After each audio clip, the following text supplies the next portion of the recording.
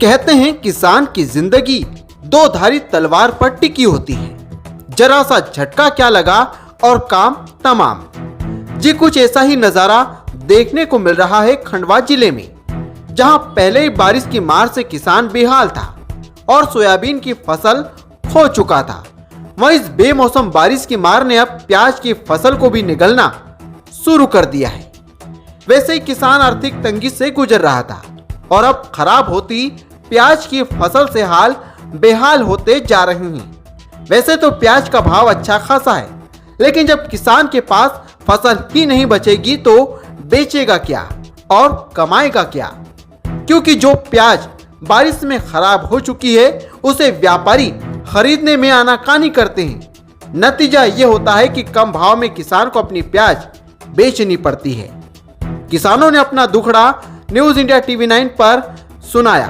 क्या कुछ कहा, आइए बताते हैं। जो अचानक बारिश हुई है, इससे गेहूं और चने की फसल को तो फ़ायदा है, लेकिन जो प्याज की फसल है ये फसल पक के तैयार हो गई थी, लेकिन फसल पे जो पानी गिरा इसके कारण इसकी पूरी क्वालिटी ख़राब हो गई।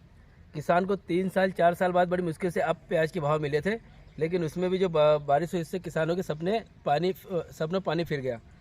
ऐसे में मैं वो नेताओं को भी कहना चाहता हूँ जो अभी माला पहन के घूमेंगे। अगर जो भी पार्टी का जो भी नेता अगर प्याज के भाव को देख करके अगर माला पहन के घूमेगा तो ऐसी पार्टी का हम पूरा बहिष्कार करेंगे और ऐसी पार्टी को कोई भी किसान वोट नहीं डालेगा।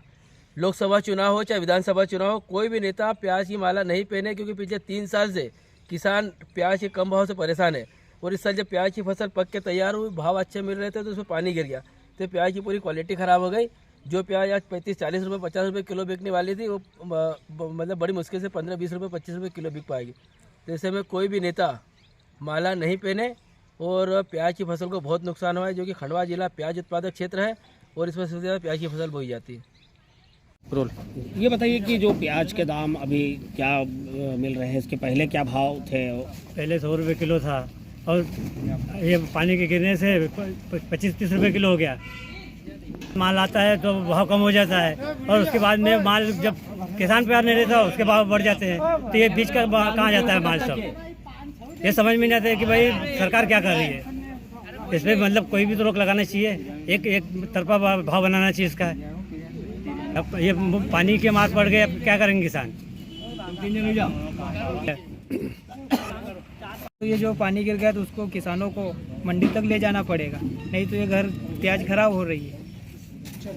क्या भाव बेचना? अभी 25-30 रुपये चल रहा था और अभी बारिश की वजह से प्याज खराब निकलेगी तो और डाउन हो जाएगा बाजार। तो क्या घर में भरने की जगह तो नहीं है, तो उसको किसान को मजबूरी में भाड़ा करके इंदौर मंडी बेचना पड़ता है और इसमें निकल रही है। और अभी प्याज जो खेतों में है वो भी खराब होने के कगार पे है।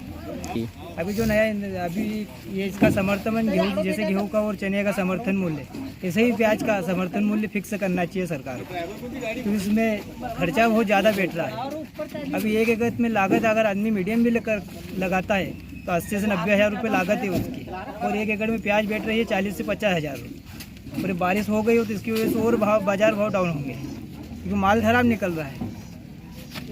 महेश पटेल, ग्राम दोनवाड़ा।